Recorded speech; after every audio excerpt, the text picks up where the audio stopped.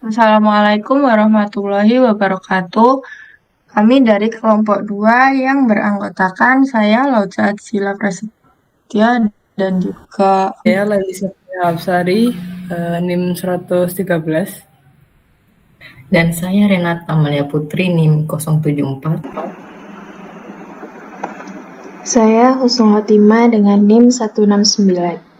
kelompok kami akan mempresentasikan mengenai optimizing ERP implementation with data analytics, yang mana nantinya akan ada penerapan pada Odoo juga dan juga penjelasan mengenai datasets yang akan kami gunakan. Baik, yang pertama ada Introduction Overall Project Objective. ERP adalah sistem yang membantu perusahaan mengelola berbagai proses bisnis dalam satu platform. Namun, banyak implementasi ERP yang bersifat vendor-driven, sehingga perusahaan harus menyesuaikan diri dengan sistem yang ditawarkan, bukan sebaliknya. Hal ini bisa menyebabkan hilangnya proses bisnis unik yang memberikan keunggulan kompetitif. Penelitian ini berfokus pada pendekatan customer driven agar perusahaan tetap bisa mempertahankan proses bisnisnya saat mengadopsi ERP. Studi ini diterapkan pada perusahaan IT di sektor energi terbarukan yang ingin meningkatkan efisiensi dan kapasitas produksi mereka. Dengan implementasi ERP yang tepat, perusahaan berharap dapat meningkatkan proyek yang dikelola dari 40 menjadi 500 per bulan pada tahun 2026. Kemudian ada objektif. Di sini ada dua objektif, yaitu main objektif dan secondary objektif. Yang pertama, main objektif. Nah, main objektifnya ini adalah menganalisis pendekatan customer driven dalam implementasi ERP untuk mempertahankan proses bisnis bernilai tambah. Lalu ada secondary objektif. Yang pertama itu menjelaskan bagaimana perusahaan dapat mempertahankan proses bisnis unik saat mengadopsi ERP. Yang kedua, mengevaluasi tantangan utama dan aspek keamanan atau security concern dalam implementasi ERP. Dan yang terakhir yaitu mengidentifikasi strategi agar perusahaan tidak sepenuhnya mengikuti standar vendor dan tetap mempertahankan fleksibilitas bisnisnya.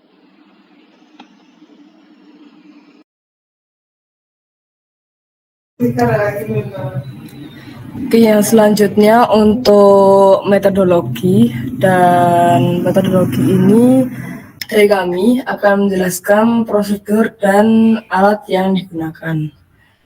Untuk pendekatan yang ada di studi kasus yang kami bawa itu berfokus pada pendekatan yang berpusat pada pelanggan untuk implementasi ERP.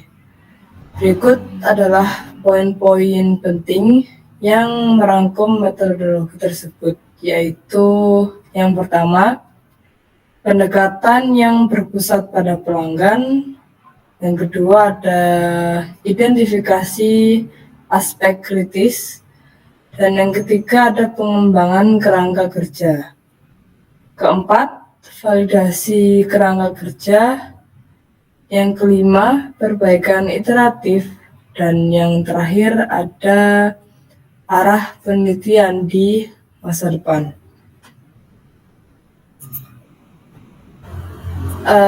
Ini adalah salah satu preview atau peninjau dari dataset yang kita ambil dari Kaggle milik dari Mayar Muhammad S. Wilam, yaitu untuk project management. Di sini bisa kita lihat ada project name, Di sini ada 99 unique values dan masing-masing project name ini memiliki deskripsinya sendiri. Jadi yang diterapkan dari dataset ini adalah penjelasan bagaimana cara penggunaan ERP sendiri itu dalam project management. Untuk jurnal yang kami gunakan ini adalah dari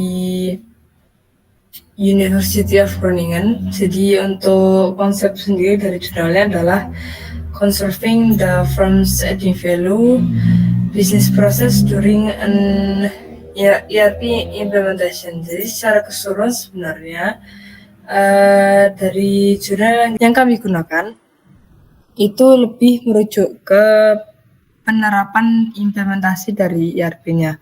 Mulai dari sini ada metodologi yang digunakan apa. Jadi yang pertama ada dari literatur yang saat ini untuk background penelitiannya, terus didasarkan dengan permasalahan yang ada, lalu lanjut lagi ke identifikasi dari aspek kritikal, lanjut ke vendor selection procedure. Jadi dari diagram ini metodologinya sebenarnya penerapannya itu sama seperti dataset yang telah kami jelaskan sebelumnya. Sehingga pada saat sampai di desain phase 2 atau fase kedua, itu penerapannya di sini kan sementara masih di secara fungsional itu di NetSuite atau Microsoft Dynamics Business Central, yang dimana itu masih seperti yang dijelaskan sebelumnya itu adalah masih di framework yang private. Jadi untuk menjaga dari project ini itu tetap relatif atau tetap bisa dijaga progresnya itu menggunakan Visma atau Odoo. Jadi di mana Odoo ini digunakan sebagai salah satu penerapan dari ERP itu sendiri. Jadi untuk itu maka dari itu penggunaan software tadi, vendor tadi itu yang pertama seperti yang dijelaskan ada mitigasi dari resiko. Yang pertama seperti ada lack of resource, ada poor top management support, scope creep and vendor management, poor quality and training of employees, tightness project schedule, software misfit, dan sebagainya. Jadi apa yang kita jelaskan, apa yang kami dapatkan dari dataset yang telah dijelaskan sebelumnya adalah salah satu visualisasi dari penjelasan yang sudah ada di jurnal yang kami gunakan. Kurang lebih demikian. Untuk contoh dari datasetnya sebagai berikut. Jadi bisa dilihat yang pertama untuk project management ini di tabelnya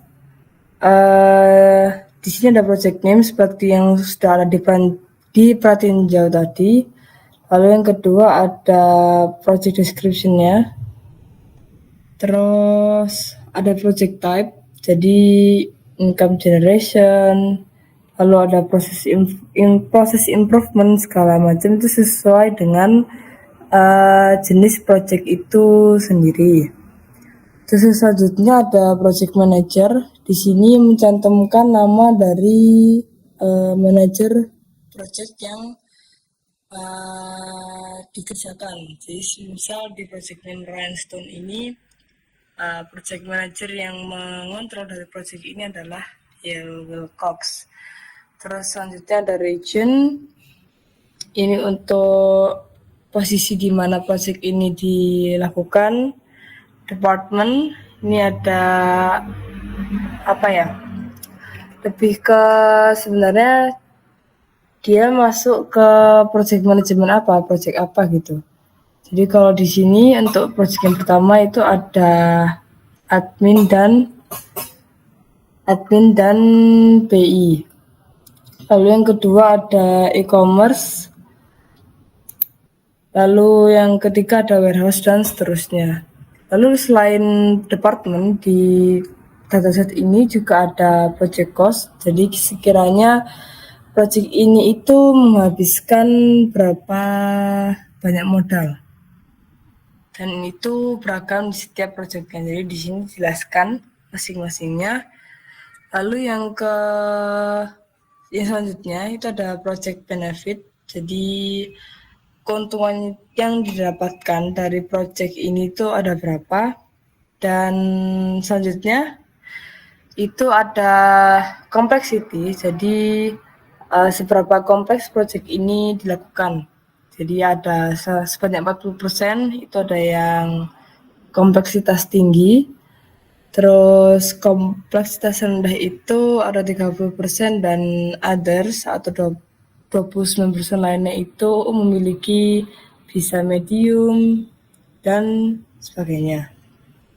Lalu karena ini project management, jadi tentu ada status yang memanage kira-kira project ini sudah selesai, completed, cancelled atau dibatalkan, atau in progress seperti yang dibahas pertama ini, yaitu dalam artian sedang dalam proses. Nah, dari dataset yang telah kita dapatkan ini, milik Mayar Muhammad Swilam, itu kita terapkan sesuai dengan yang penjelasan di awal di vendor Odoo pada contoh yang kami buat.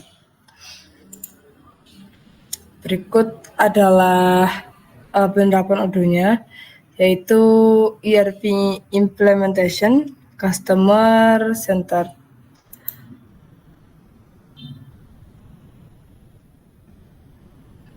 Nah, di sini kami sudah membuat beberapa task atau tugas yang sekiranya relevan dengan dataset project management yang sudah kami jelaskan tadi. Untuk beberapa stage atau tahapannya, yang pertama itu ada initiation atau inisiasi. Jadi yang pertama tasknya ada define business needs and challenge, establish stakeholder communication, create timeline and key milestone, allocate initial budget, form project team, and assign roles. Dan yang terakhir ada set project scope and objective. Lalu untuk stage selanjutnya ada business process analysis.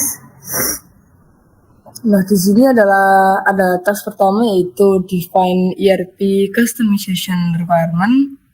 Lalu ada design to be business process model. Yang ketiga ada analyze gaps between business needs and ERP features. Lalu ada yang keempat, dokumen as is process using BPMN. Lalu terakhir ada identify core business processes.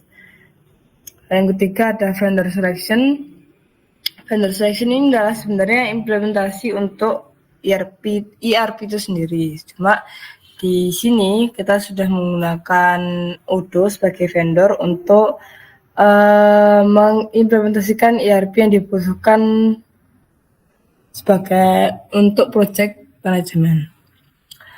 Itu kalau kita lihat di sini tugasnya, yang pertama ada negotiate and sign the contract. Yang kedua ada select the most suitable vendor. Di sini kita pilih Odoo. Yang ketiga ada analyze total cost of ownership (TCO). Dan yang keempat ada organize vendor demos and presentation. Yang kelima ada evaluate vendors based on features and flexibility. Dan terakhir ada prepare request for information atau RFI. Stage selanjutnya yaitu implementation planning. Yang pertama tasknya ada define system integration strategy. Yang kedua ada schedule initial user training. Yang ketiga ada plan data migration strategy. Dan yang keempat ada identify dan mitigate implementation risk. Dan yang terakhir ada develop a detailed project plan. Lalu di stage selanjutnya itu ada ERP and customization. Yang untuk tugas yang pertama itu ada integrate with third party system and APIs. Lalu develop customization as needed. Yang ketiga ada test ERP compatibility with business process. Yang keempat ada implement required modules and features, dan terakhir adalah install and configure ERP system. Lalu sebelum di-deploy dari banyak tahap yang sebelumnya atau stage yang sebelumnya, yaitu ada testing and validation.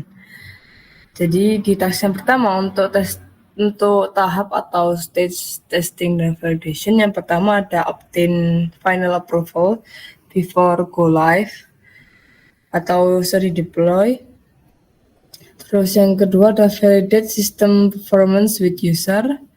Yang ketiga ada identify and fix bugs or issues. Terus yang keempat ada simulate real world business scenarios. Dan yang terakhir, yang kelima ada conduct functional testing. Dan di stage yang terakhir itu ada go live and deployment. Ini kondisi ketika karena ini tadi berhubungan dengan perusahaan IT yang dimana pastinya membuat aplikasi sesuai dengan yang dibutuhkan oleh klien. Ketika sudah deploy aplikasi atau implementasi tersebut, yang pertama adalah gather user feedback and evaluate. Yang kedua ada provide technical support for initial issues. Yang ketiga ada monitor post deployment performance. Dan yang keempat ada launch ERP system, bisa based or full. Lalu yang terakhir ada perform final data migration. Nah, dari masing-masing stage tadi yang berjumlah ada 1, 2, 3, 4, 5, 6, 7. Oh, maaf, ada yang terakhir lagi. Itu yang ke-8 yaitu maintenance dan optimization. Itu task yang pertama ada audit and assess ERP ROI. Yang kedua ada develop additional features if needed. Yang ketiga ada conduct advanced user training. Dan yang keempat ada fix post go live bugs and issues. Jadi bertahap sesuai yang di sebelumnya kan ada user feedback dan evaluate. Jadi kalau misalnya memang ada bug dan segala macam dari feedback user, di tahap maintenance ini akan dilakukan pembenaran atau pembetulan. Terus yang terakhir yaitu ada monitor ERP performance regularly. Jadi apa yang sudah dijadikan task di sini dan penerapan implementasi ini fungsinya adalah untuk memudahkan baik dari project manager maupun dari manajemen proyek itu sendiri supaya lebih tertata, dan dengan adanya vendor ini juga penggunaan Odoo itu memudahkan project manajemen itu jauh lebih efektif dan efisien. Nah, jika kita bandingkan dengan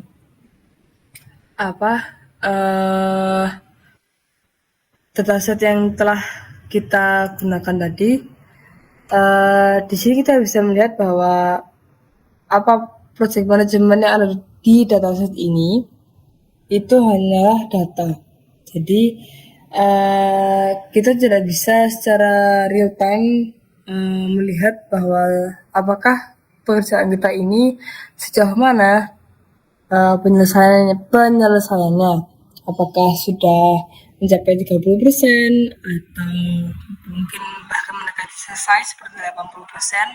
Itu tidak bisa jika hanya penerapan misalkan di file Excel atau CSV saja. Jadi karena penggunaan vendor Odoo tadi yang telah kami buat itu memudahkan dari segi project manager itu untuk mengatur proyeknya bisa di monitor lah sekiranya dari proyek yang telah dikerjakan tadi itu sudah sejauh mana pengerjaannya. Jadi penyelesaian task tadi itu juga termasuk salah satu sejauh mana membantu project manager itu memonitor untuk proyek ini itu sudah berapa persen diselesaikan. Demikian. Kita kembali lagi ke tab ini. Jadi untuk dataset yang telah dijelaskan tadi, sekiranya ini menerapkan apa yang sudah dijelaskan di awal sebelumnya, yaitu dari company IT yang membutuhkan vendor untuk penerapan ERP di project yang dijalankan. Gitu.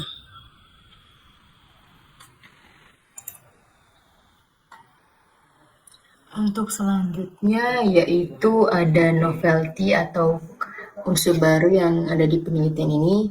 Yang pertama itu ada pendekatan customer centered dalam implementasi ERP itu sendiri.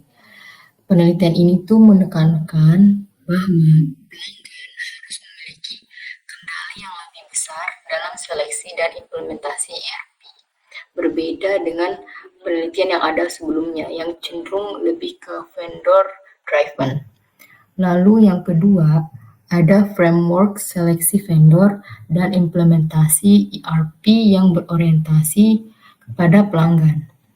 Ini tuh mengusulkan pendekatan sistematis untuk menjaga proses bisnis yang unik. Jadi pelanggan tanpa harus melakukan rekayasa ulang yang berlebihan. Lalu yang ketiga, ada strategi mitigasi risiko implementasi ERP. Ini mengidentifikasi risiko utama, misalnya kekurangan sumber daya, terus jadwal proyek yang ketat dan kurangnya dukungan manajemen, serta ketidaksesuaian perangkat lunak. Jadi ini bisa memberikan solusi untuk mitigasinya. Selanjutnya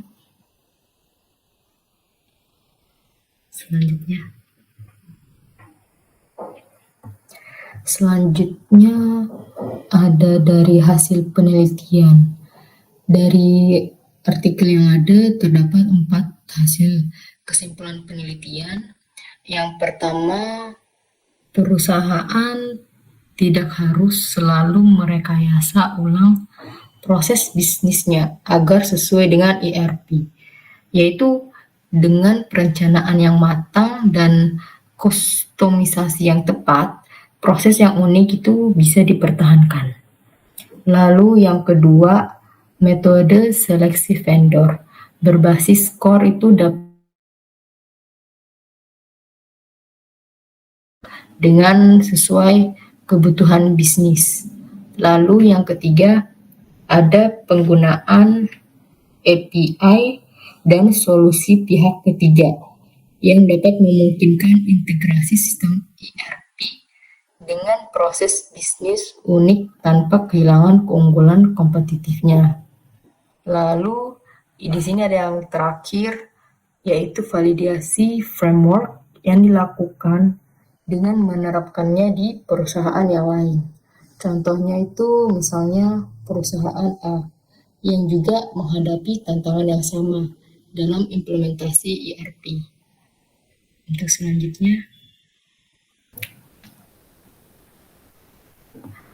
selanjutnya ada kesimpulan dari penelitian ini itu menunjukkan bahwa implementasi ERP tidak harus selalu mengorbankan proses bisnis yang memberikan nilai tambah. Dari artikel ini itu sebenarnya menekankan bahwa pentingnya mempertahankan proses bisnis yang memberikan nilai tambah dan selama proses seleksi dan implementasi ERP. Berdasarkan studi kasus pada perusahaan IT yang di sektor energi terbarukan, Dari penelitian ini, itu menunjukkan bahwa pendekatan customer driven dalam implementasi ERP itu dapat memungkinkan perusahaan untuk mempertahankan elemen-elemen bisnis strategis yang tidak dapat dikompromikan. Lalu, selanjutnya itu framework yang dikembangkan dalam penelitian ini dapat membantu perusahaan dalam melakukan seleksi vendor dan mengelola implementasi ERP dengan pendekatan yang lebih customer centric. Jadi secara keseluruhan itu implementasi ERP yang berhasil tidak hanya tercapai dari integrasi sistem dan efisiensi prosesnya, tetapi juga dari kemampuannya dalam mendukung kelangsungan dan penguatan strategi bisnis perusahaan. Jadi, pendekatan implementasi ERP itu harus lebih fleksibel dan juga harus disesuaikan dengan karakteristik unik dari masing-masing perusahaan tersebut. Selanjutnya.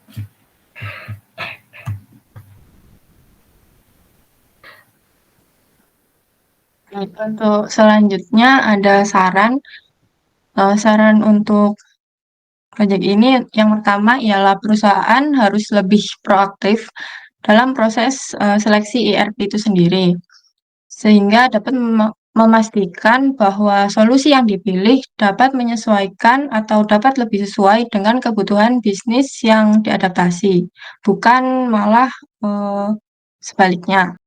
Dengan kata lain, perusahaan tidak boleh menerima mentah-mentah solusi ERP dari vendor yang mengerjakan sistem tanpa melakukan analisis mendalam mengenai kebutuhan sistem itu sendiri. Kemudian perusahaan perlu melakukan identifikasi kebutuhan bisnis secara menyeluruh agar sistem ERP yang dipilih benar-benar sesuai. Kemudian juga sistem ERP harus fleksibel dan juga mampu menyesuaikan dengan proses bisnis yang sudah berjalan selama ini, bukan memaksa perusahaan untuk mengubah proses bisnis demi menyesuaikan dengan sistem yang baru dibuat. Kemudian juga inklusivitas dalam pemilihan sistem dapat dikatakan penting, dikarenakan melibatkan berbagai divisi untuk membantu mendapatkan gambaran kebutuhan yang lebih komprehensif. Kemudian yang kedua ada karyawan harus terlibat atau dilibatkan dalam proses implementasi itu sendiri. Hal itu guna meningkatkan penerimaan serta efektivitas sistem baru, sehingga karyawannya sudah terbiasa dalam proses itu sendiri. Dan yang ketiga ialah dukungan manajemen sangat penting untuk menghindari kegagalan dalam implementasi ERP dalam sistem baru itu juga. Manajemen utama perlu menunjukkan bahwa komitmen penuh terhadap ERP, baik dari segi pendanaan, waktu, maupun kebijakan. Kemudian kepemimpinan yang kuat dari manajemen pusat atau manajemen utama dapat mempercepat pengambilan keputusan penting selama proses implementasi. Manajemen pusat juga bertanggung jawab dalam mengkomunikasikan pentingnya proyek ERP kepada seluruh lapisan divisi agar tercipta keselarasan visi dan misi. Dikarenakan tanpa dukungan dari manajemen pusat, proyek ERP berpotensi mengalami stagnan atau gagal dikarenakan kurangnya sumber daya serta motivasi dan juga pengawasan. Serta yang terakhir atau yang keempat ialah melakukan evaluasi berkelanjutan terhadap ERP untuk memastikan bahwa sistem yang diterapkan benar-benar meningkatkan kinerja bisnis tanpa mengorbankan nilai tambah perusahaan itu sendiri. Sehingga setelah dilakukan implementasi ERP, perlu diadakan mekanisme untuk memonitor dan menilai performa sistem ERP secara berkala dan berkelanjutan. Kemudian juga diperlukan evaluasi yang mana bertujuan untuk memastikan sistem benar-benar membawa dampak positif terhadap efisiensi dan efektivitas bisnis. Kemudian, jika ditemukan celah atau ketidaksesuaian, perlu dilakukan penyesuaian atau dapat disebut juga dengan continue improvement. Kemudian ada juga evaluasi diharuskan untuk memperhatikan keseimbangan antara efisiensi dan juga nilai tambah perusahaan, agar tidak merugikan aspek penting lainnya seperti kualitas layanan perusahaan atau budaya kerja yang sudah berjalan selama ini.